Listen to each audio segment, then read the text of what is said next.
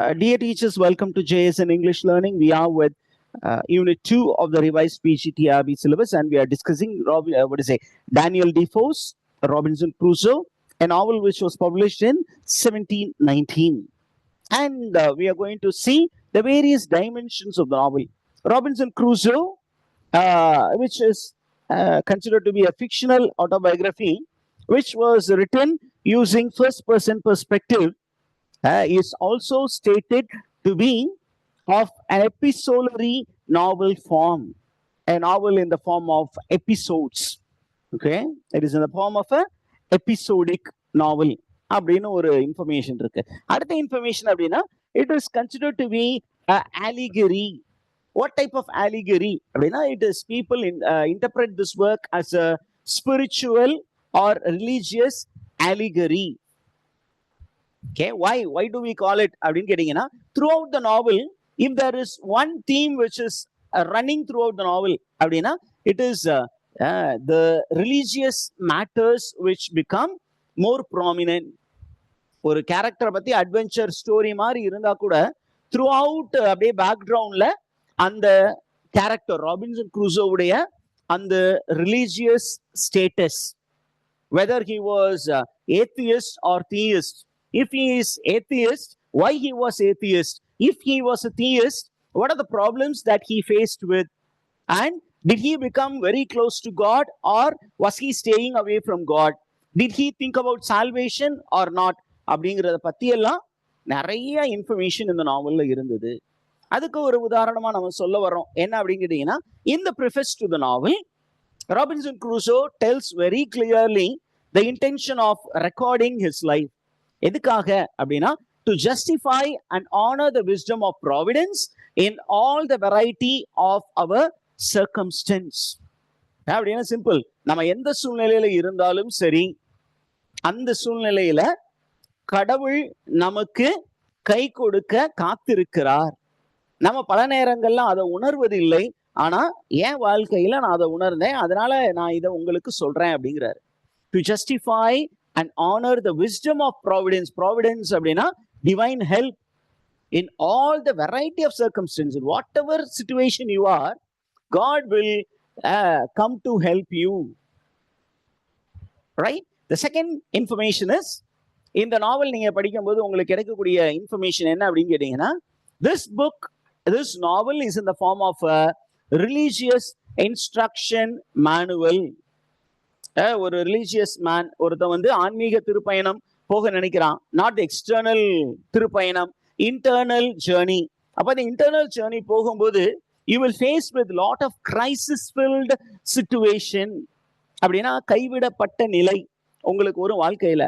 ஐயோ கடவுள் நம்மளை கைவிட்டுட்டாரே, 2.5 வருஷம் ஆக போகுது, இன்னும் அந்த பிஜிடிஆர்பி வச்ச பாடு இல்லையே, கடவுள் நம்ம இப்படியே விட்டுருவாரா, கடவுள் இருக்கானா இல்லையா அப்படின்னு உங்களுக்கு ஒரு கொஸ்டின் வரும். அந்த நேரத்துல திடீர்னு ஒரு அனௌன்ஸ்மெண்ட் வந்துச்சுன்னா நீங்க என்ன பண்ணுவீங்க? ஐயோ சாமி கடவுளே, நீ இருக்க, நான் கத்தி கதர்னது உன் காதுல கேட்டுருச்சு அப்படின்னு சொல்லிட்டு கடவுளோட நீங்க என்ன பண்ணுவீங்க? ரொம்ப க்ளோஸா போக ஆரம்பிப்பீங்க. அந்த மாதிரி ஒரு ups and downs in spirituality and அந்த விஷயமும் இங்க இருக்கு. Robinson Crusoe experienced all those spiritual crises in his life. Are there teachers? When we speak of this work as a religious allegory, critics have spotted there are 4 types of spiritual fable, and 4 types of spiritual fables are also found in this particular novel. ஒரு 4 different types of spiritual fables இருக்கிறதாக சொல்றாங்க. Number 1, the first one is the Puritan way of maintaining a diary of their life towards salvation. மீட்பை நோக்கி அவர்கள் வாழ்க்கை எப்பொழுதும் நடந்து கொண்டிருக்கும். அப்போ அந்த பியூரிட்டன்ஸ் அப்படிங்கிற ஒரு ரிலிஜியஸ் செக்ஸ் என்ன பண்ணுவாங்க? they will maintain an account of their daily lives. அதே மாதிரி தான் இந்த ராபின்சன் க்ரூசோ அப்படிங்கிற இந்த ஒரு character, when he is stranded in the island, he wanted to have a record of the daily events. Okay, and he tries to file everything very genuinely. It is similar to the Puritan documentation. இதே மாதிரி வேற ஏதாவது work இருக்கா sir அப்படின்னு கேட்டீங்கன்னா, ஏறக்குறைய 1666 John Bunyan, நம்ம ஏற்கனவே ஒரு ஒர்க் பிரிஸ்கிரைப்டு ஒர்க் இருக்கு, ஜான் பன்யனுடைய prescribed work. What is that? Pilgrim's Progress. HD வச்சு நம்ம தமிழ்ல வந்து கிருட்டன பிள்ளை அப்படின்னு ஒருத்தர் அதை டிரான்ஸ்லேட் பண்ணாரு. ரச்சனீக யாத்திரீகம் அப்படின்னு தமிழ்ல டிரான்ஸ்லேட் பண்ணாரு. அந்த ஒரு பெரிய நாவல பார்ட் 1 பார்ட் 2 அப்படின்னு 2 பார்ட் இருக்கு. One is about Christian, how he runs away from the city of destruction to the celestial city.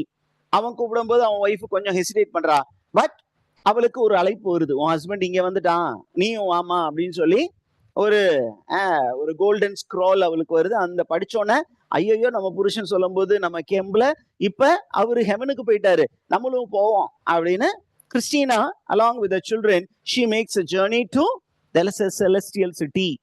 அது வந்து Pilgrim's Progress. அதே அந்த writer John Bunyan, a Puritan, அவரு வந்து ஒரு ஸ்பிரிச்சுவல் ஆட்டோபயோகிராஃபி எழுதினாரு. It's called grace abounding to the least of the sinners அப்படிங்கிறது. பாவியாகிய எனக்கும் கடவுள் அருள் புரிந்தார் அபரிவிதமாக அப்படின்னு ஒரு ஸ்பிரிச்சுவல் ஆட்டோபயோகிராஃபி எழுதினாரு. அதே மாதிரி இங்கேயும் Robinson Crusoe on many occasions feels that he is a sinner. I have disobeyed my father, for which I have been punished, and he regrets it. He feels very guilty. He prays towards God, God save me. அப்ப கடவுள் அவரை காப்பாத்தினாரா? அவரு நல்லவரா இருக்க முயற்சி பண்ணாரா, இல்ல மோசமானவரா மாறினாரா அப்படின்னா நல்லவரா இருக்க முயற்சி பண்ணாரு. ரொம்ப கடினப்பட்டு அந்த இடத்துல ஒரு ஆன்மீக வாழ்வு வாழ ஆரம்பிச்சாரு. கடவுள் அவருக்கு வழிகாட்டினார், அவரை மீட்டார் அப்படிங்கிற ஒரு ஸ்டோரி இருக்கு. The second one is, okay, it is in the kind of advisory or a guide tradition. இந்த மாதிரி தவறான வழிக்கு போறக்கூடியவங்க என்ன மாதிரி கஷ்டம்லாம் படுவாங்க அப்படிங்கிற மாதிரி, எப்படி நம்ம வந்து ஒரு எந்த இடத்துக்கு போனாலும் அந்த இடத்துல எப்படி நம்மளை காப்பாத்திக்கணும் அப்படிங்கிறத பத்தி ஒரு மேனுவலாகவும் இருக்கு. The third one, it follows the tradition of the tale of providence. கடவுள் மீது நம்பிக்கை வைக்கணும், கடவுள் எப்பொழுதுமே நம்ம வாழ்க்கையில நம்மளோட கூட இருப்பாரு அப்படின்னு சொல்ற மாதிரி ஒரு டேலாவும் இருக்கு. The third one, the fourth one is, it's a pilgrim allegory. Pilgrim allegory. What do you mean by pilgrim allegory? Pilgrimage அப்படின்னா from one destination to the other போறது. இங்க பாத்தீங்கன்னா from a state of prodigal to the celebrated state. நீங்க பைபிள்ல வந்து ஒரு prodigal son story Jesus Christ சொல்லுவார். What is it prodigal son story? There were 2 sons for a father. ஒரு rich father இருந்தார், அவருக்கு 2 sons இருந்தாங்க. The elder one was all the time obedient fellow. அப்பா சொல்ற வேலைய அப்படியே கேட்பாரு. The younger son was a disobedient fellow. அவர் என்ன சொன்னார், ஒரு நாள் he went to the father and said, Father, give me my share of the property. I wish to go out and enjoy life. அப்பா என்ன சொன்னார், வேற வழியில இவன் வளர்ந்துட்டான், okay go my dear son அப்படின்னு பாகத்தை சொத்தை 2ஆ பிரிச்சு மகனுக்கு உரிய பகுதியை கொடுத்தாரு. அவன் என்ன பண்ணான், he took all his property, sold it, and with the money he went to a distant country and என்ன பண்ணாரு, he spent the money lavishly on liquor and on women and he lost all the money. எல்லாத்தையும் இழந்துட்டாரு. தூர தேசத்திற்கு பயணம் போனார், அப்பாவுடைய பாசத்தை உதறிட்டு போயிட்டார். போய் என்ன பண்ணாரு, எல்லா காசும் போனோன்னு சாப்பிடுறதுக்கு வழி இல்லை. அப்ப he went to some of the people who are landlords there and asked for job. அவங்க என்ன பண்ணாங்க, இவனை பண்ணி மேய்க்க அனுப்பிச்சு விட்டாங்க. they made him what to say overseer of pigs. அந்த பிக்ஸ் சாப்பிடக்கூடிய சாப்பாடு கூட இவருக்கு கிடைக்காம இருந்து. அப்பதான் யோசிச்சான், ஆஹா நம்ம அப்பா வீட்டுல how many servants are there, அப்பா வீட்டுக்கு திருப்பியும் நான் போவேன், அட்லீஸ்ட் ஒரு வேலைக்காரனாவது இருப்பேன் அப்படின்னு மனம் மாற்றம் அடைந்து அவன் போயிட்டு இருந்தான். அப்பா வீட்டை நோக்கி போனான். அப்ப father was on the terrace. வீட்டு டெய்லியும் அவரு நின்று பார்த்துக்கிட்டே இருந்திருக்காரு. என் பையன் ஊதாரியா போனானே, இவன் வருவானா அப்படின்னு பார்த்துக்கிட்டே இருந்தாரு. தூரத்துல இவன் வர்றதை பார்த்தோன்னு என்ன பண்ணாரு, அவரு ஓட்டமா ஓடினார். he ran towards the son and embraced the son. அவன் அப்பா கால்ல விழுந்து, அப்பா I am no more worthy to be called your son, take me for a servant அப்படின்னு சொன்னா. அவரு சொன்னாரு, நோடா you came back to me, so you are my son அப்படின்னு சொல்லிட்டு என்ன பண்ணாரு, he called his servants and asked him and asked the servants to go wash him and give him the best of the garments, and he also ordered for a celebration. அப்ப இந்த celebration வந்து நடந்து கொண்டிருக்கும் பொழுது இந்த மூத்த பையன் வந்தான். இந்த மூத்த பையன் வந்த உடனே அவனுக்கு கோவம், இந்த மாதிரி ஊதாரியா போனா, அந்த ப்ராடிகல்ஸ் எல்லாம் போனா, அவன் வந்ததுக்கு இவ்வளவு பெரிய செலிப்ரேஷனா, the fattened calf, நல்ல கொளுத்த கன்றுகளை அடிச்சு உங்க அப்பா விருந்து வச்சிருக்காருன்னு அவருடைய ஃப்ரெண்ட்ஸ் கிட்ட போய் போட்டு கொடுத்துருக்காங்க. உடனே அவன் சொல்றான், நான் விருந்து வைக்கிறதுக்கு நான் எதுவுமே கேட்டதில்ல, எங்க அப்பாவும் எனக்கு எதுவுமே கொடுத்ததில்ல, இப்ப இந்த ஊதாரியா போனவனுக்கு ஒரு கொளுத்த கன்று அப்படின்னு சொல்லிட்டு அவன் என்ன பண்ண, மனசு இல்லாம வெளியில நின்ட்டான். அவங்க அப்பா வந்து சொல்றாரு, ஏன்டா உங்க தம்பி தான் வந்துட்டானே, ப்ளீஸ் கம் அப்படின்னு அவன் சொல்றான். அப்பா, என் ஃப்ரெண்ட்ஸோட போய் நான் ஒரு பார்ட்டி பண்றதுக்கு என்னைக்காவது பெர்மிஷன் கொடுத்துருக்கீங்களா? ஆனா இவன் சொத்தெல்லாம் வித்து எடுத்துட்டு போயிட்டான். You are celebrating is return அப்படின்னு சொன்னா அவர் சொல்றாரு, டேய் மகனே, உனக்கு தெரியாதா, all that is mine is yours. So don't worry about it. Your son, your brother was lost and now he has come back. Let's celebrate. Don't keep anything. No, don't have any grudge.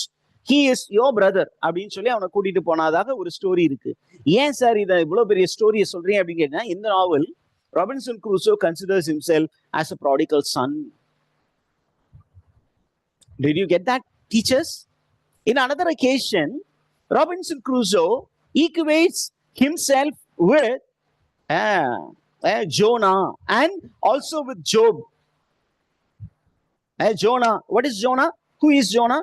Again, a character in the Old Testament. கடவுள் வந்து அவனை வந்து என்ன பண்ணாரு, he was asked to go to Nineveh and preach to the people. He wanted to preach for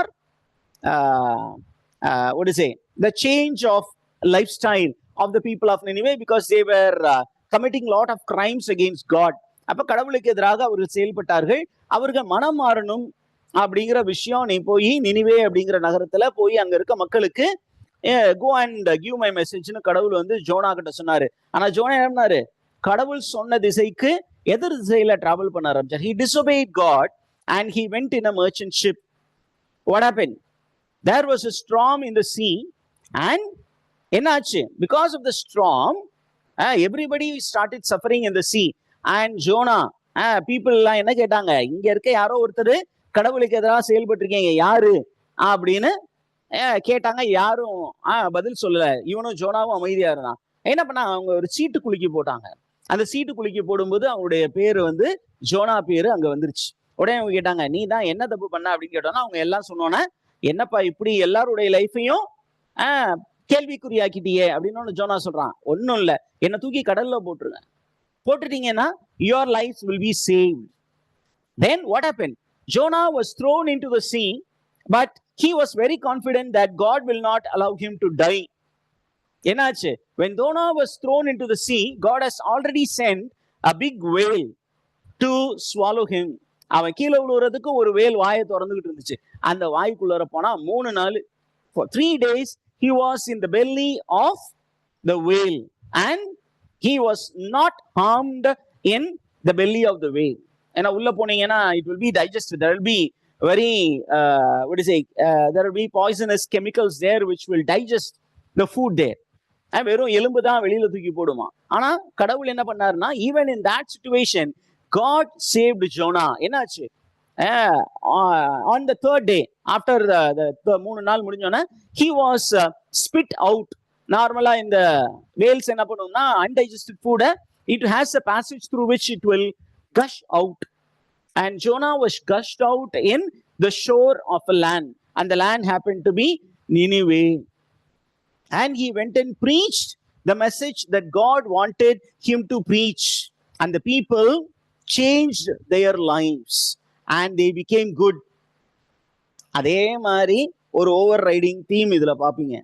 அப்பா சொல்றதை கேட்காம வேற வேற பயணங்கள் போனா கடைசியா ஒரு லேண்டுக்கு போனா, and God actually sent Robinson Crusoe to civilize the land, to domesticate the land and to civilize the cannibals and the savages. This is the underlying story. Did you understand this, teachers? Yes, sir. Right. அதற்கப்புறம் the sufferings of Robinson Crusoe. Sufferings of RC. In the words of Robinson Crusoe, he compares his suffering with the sufferings of Job. You know, Job, another work which is prescribed for us. Am I right, teachers? Job புத்தகம் Book of Job. book of Job. அதுல பாத்தீங்கன்னா Job is actually he is inflicted with lot of sufferings by the devil with the permission of God. God and devil, they have a conversation and God is very happy about Job. என்ன சொல்றாரு? Here is a man who loves me and will not curse me அப்படின்னு யார்கிட்ட சொல்றாரு? டெவில்கிட்ட சொல்றாரு. அப்ப devil வந்து சொல்லுது, you are providing him with everything.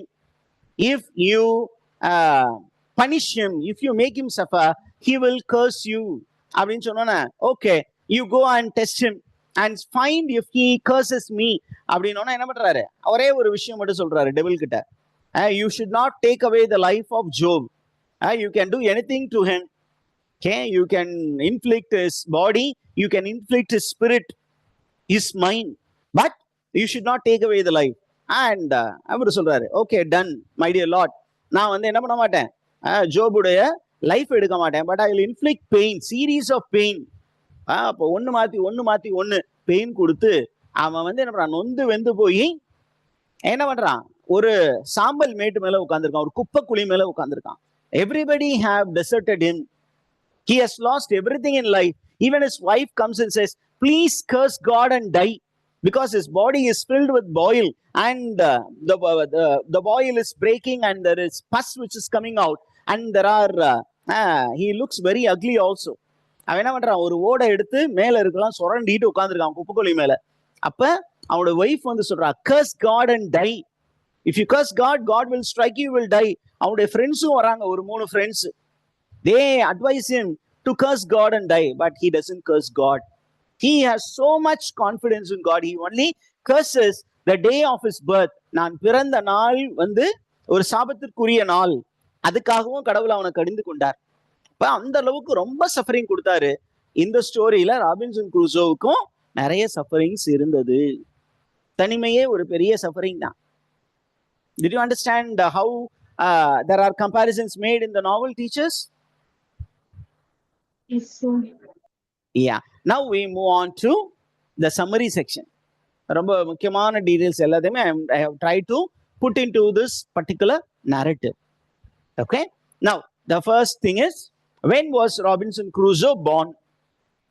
அப்படிங்கிற ஒரு இன்ஃபர்மேஷன். நான் மொத்தம் 32 chapters இருக்கு.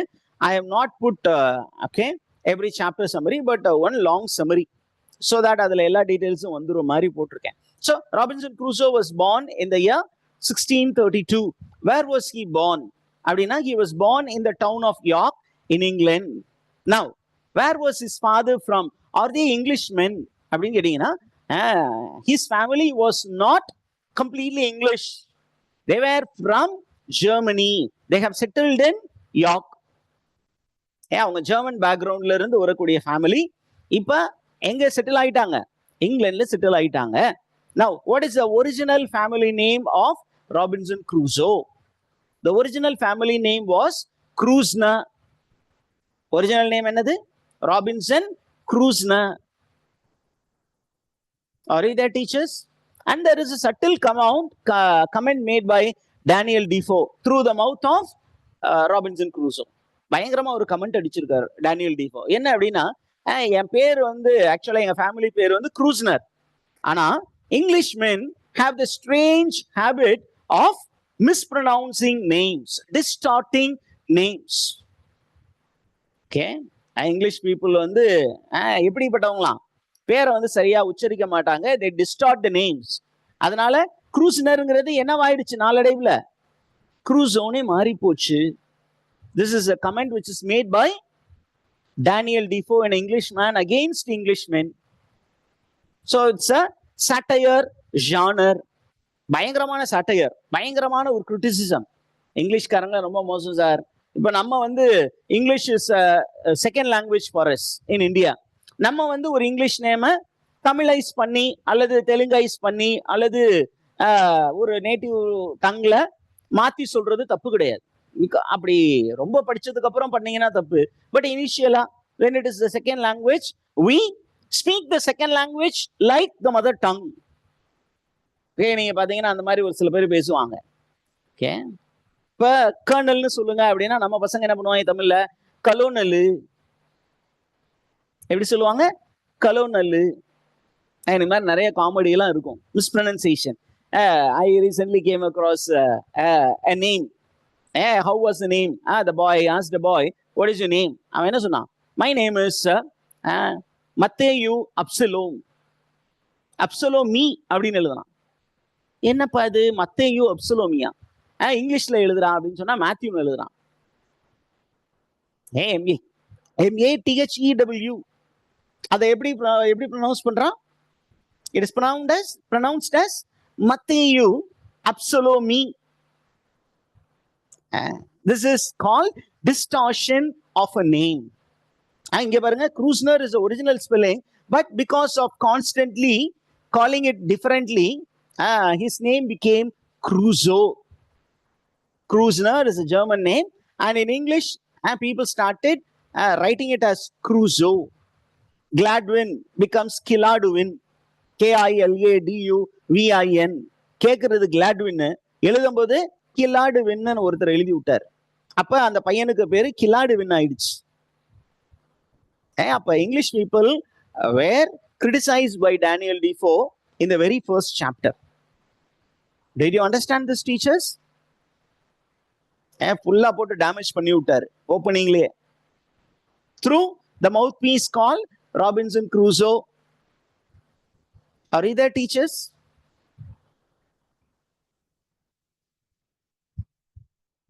Shall we continue? Yes, After sir. that, you have some information. என்ன information அப்படின்னு கேட்டீங்கன்னா, Robinson Crusoe was the third child to his father and mother. அவன் அப்பாவுக்கு மூணாவது பிள்ளை. And look at the family. Okay, the two elder brothers, one became a soldier.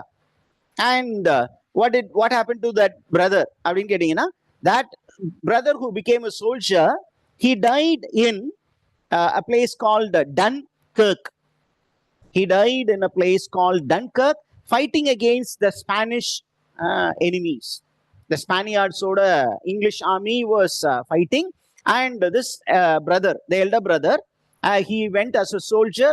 That shows the English patriotism. இவங்க அந்த நாட்டில் போய் செட்டில் ஆயிட்டாங்க, அந்த நாட்டு குடிமகன்கள் ஆயிட்டாங்க. அப்ப English men were highly patriotic. அவங்க என்ன பண்ணாங்க? அவங்களுடைய லைஃப் கோலே டு சேவ் காட் இங்கிலாந்து. அதெல்லாம் என்ன பண்ணாங்க?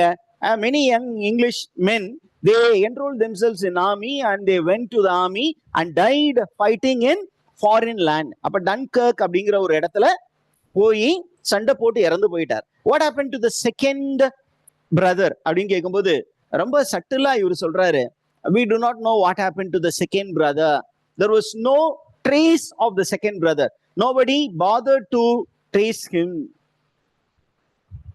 Nobody bothered to trace him because he ran away from the family.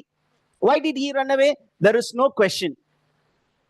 Okay, now comes the third. Because the first one died and the second one ran away, and there was no information. The father of Robinson Crusoe and the mother, they started concentrating on Crusoe. But before the death, they did not even bother about Robinson Crusoe. அவனை கொஞ்சம் ஃப்ரீயா விட்டதுனால he became very much a free spirit. அப்ப as a free spirit, he wanted to become a sailor. அவனை ஃப்ரீயா விட்டதுனால அவனுக்கு நம்முடைய எப்ப வந்து சொல்லியே வளர்க்குறாங்க. குழந்தை பிறந்த உடனே என்ன சொல்றாங்க? This child is an engineer. This child is a doctor அப்படின்னு ஃபிக்ஸ் பண்ணிடுறாங்க. அந்த மாதிரி ஃபர்ஸ்ட் 2 சைல்டை ஃபிக்ஸ் பண்ணி விட்டாங்க. அந்த ஃபர்ஸ்ட் சைல்டு என்ன பண்ணுது?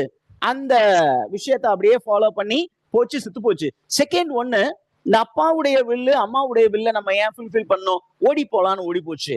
அதே மாதிரி இந்த மூணாவது பிள்ளையும் கொஞ்சம் ஃப்ரீயா விட்டதுனால அவருடைய மைண்ட் ஃபுல்லாவுமே was filled with the spirit of adventure.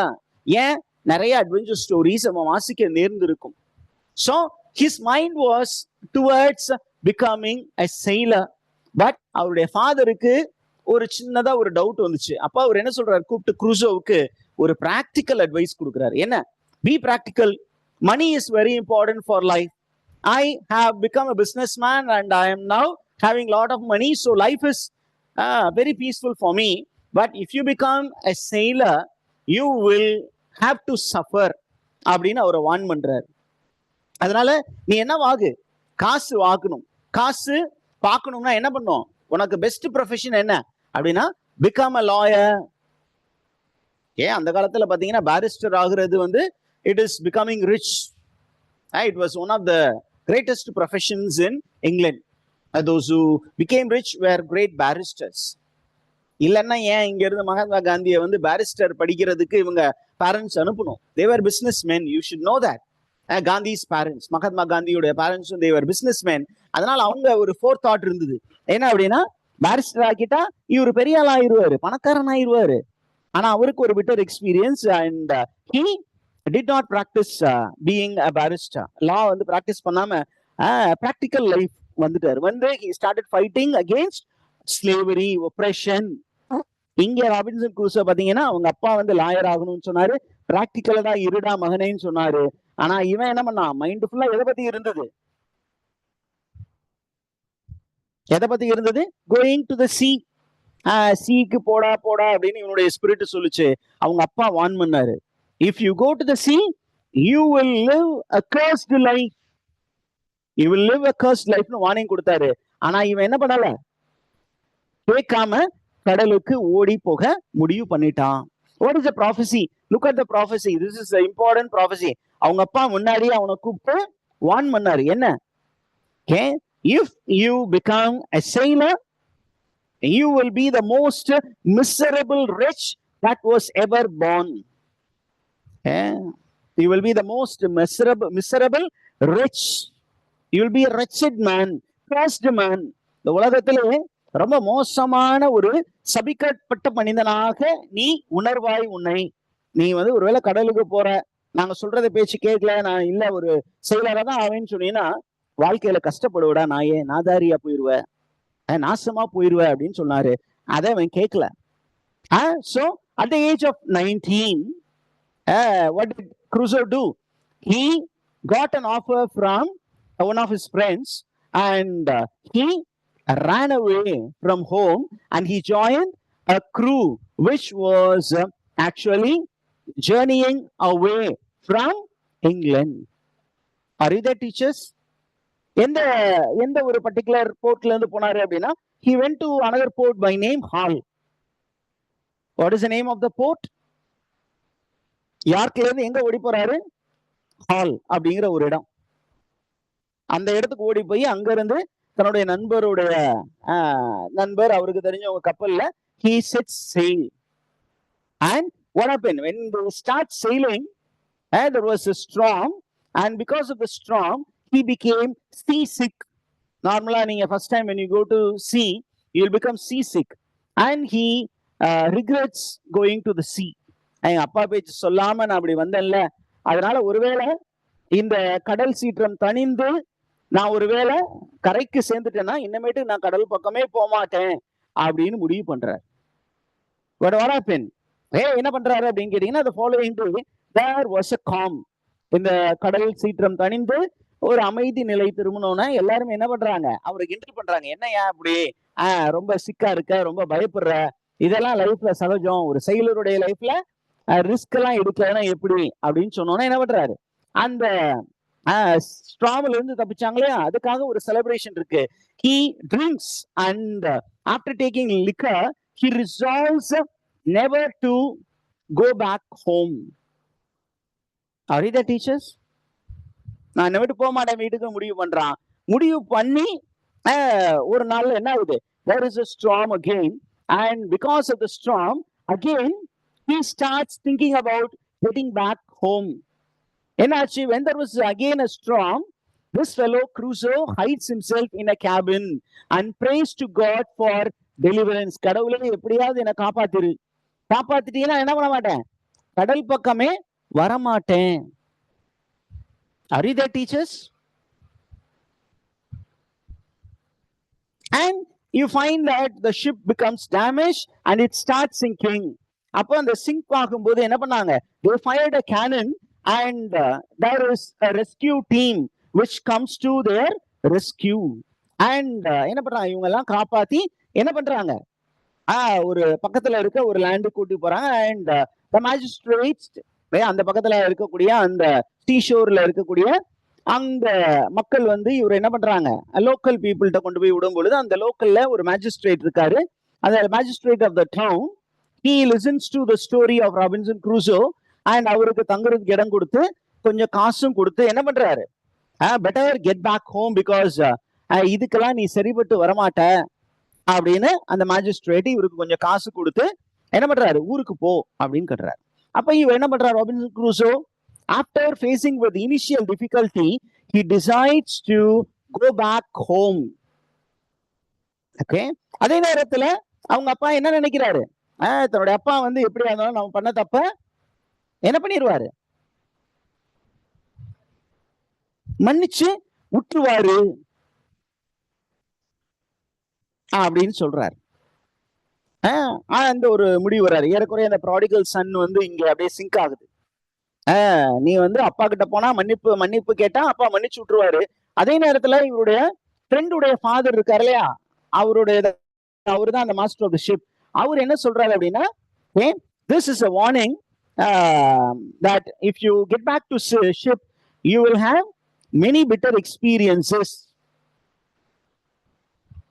அப்படிங்கிற ஒரு விஷயம் இருக்கு. அதே மாதிரி என்ன சொல்றாரு அப்படின்னு கேட்டீங்கன்னா, இது வந்து உனக்கு ஒரு வார்னிங் மாதிரி.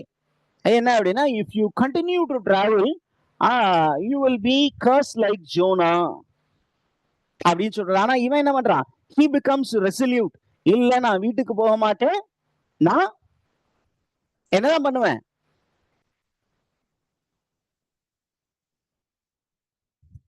டிராவல் தான் போக போறேன். ஆனா அதுக்கு முன்னாடி என்ன பண்றான், லண்டனுக்கு லேண்ட் வழியா போலாம் அப்படின்னு போறான். போகும்போது என்ன பண்றான், நம்ம போய் அப்பாவுக்கு முன்னாடி நின்னா நம்மள வந்து கொஞ்சம் ஃபூலிஷ் நினைப்பாங்க, கொஞ்சம் ஹியூமிலியேட்டிங்கா இருக்கும். அதனால என்ன பண்றான், he changes his mind and he decides to go to the sea. அப்ப அவன் என்ன பண்றான் அப்படின்னா, he finds a ship which is actually traveling to the coast of Africa. African கோஸ்டுக்கு ஒரு ஷிப் போகுது.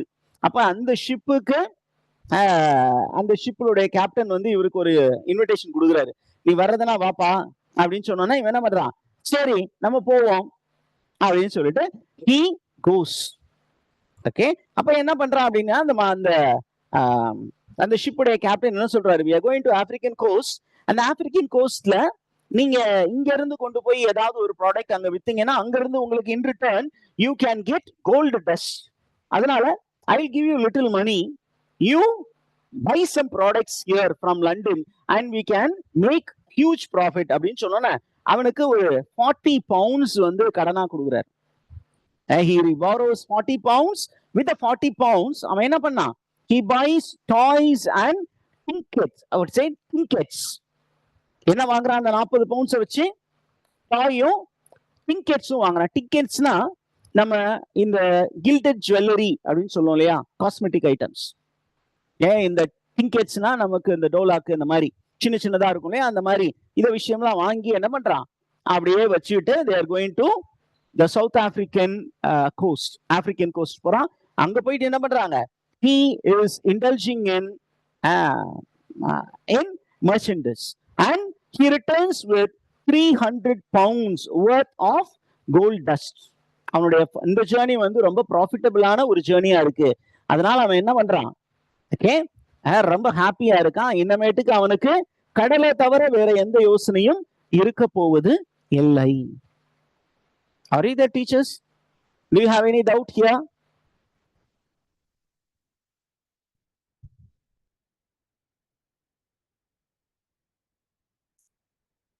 Okay, I think we will break for 5